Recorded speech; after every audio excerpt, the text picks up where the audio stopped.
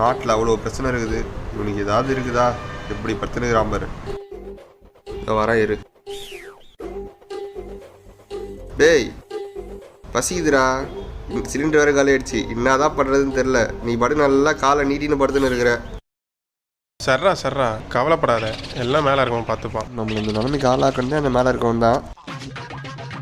சரி எனக்கு அதெல்லாம் தெரியாது. எனக்கு இப்போ பயங்கரமாக பசிக்குது. எனக்கு இப்போ மதியம் சாப்பாடு வேணும், ஏதாவது பண்ணு. என்னடா வேணும் உனக்கு இப்போது?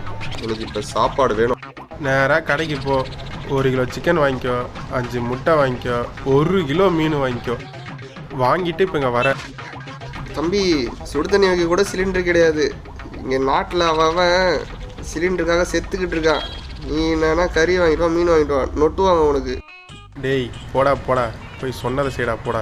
ஏதோ சொல்கிற, போயிட்டு வரேன். இவனை நம்பி வேற போய் வாங்கிட்டு வந்திருக்கோம், நான் நடக்க போதோ தெரில. ஏய் நீ சொன்னதெல்லாம் வாங்கிட்டு வந்தாச்சு, இப்போ சிலிண்டருக்கு என்ன பண்ண போற? நான் தான் சொன்னேன்லடா, எல்லாம் மேலே இருக்கவன் பார்த்துப்பான்னு. யாரா அங்கே மேலே இருக்கா?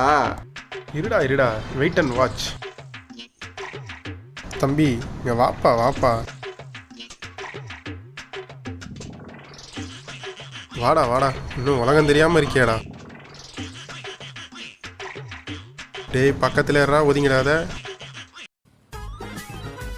அப்பா எவ்வளோ டஸ்ட்டாக இருக்கு.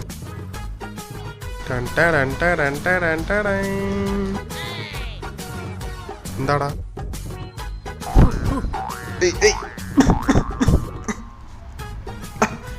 டேய் நான்லாம் அம்பானிக்கே அறிவுரை சொன்னவன்டா.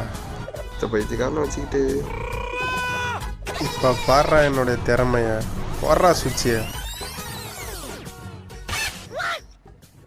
ஐயோ என்ன இது ஆன் ஆகலை? டேய் ஆனாவடா. டேய் ஐயோ இவன் வேற பார்க்கறானே. பேசாம அமைதியா நின்றுவோம். அதுவே 1.5 வருஷமா ஒர்க் ஆகாம தான் மேலே கிடக்குது. அது தெரியாம இவர் வந்துட்டாரு அங்கேருந்து.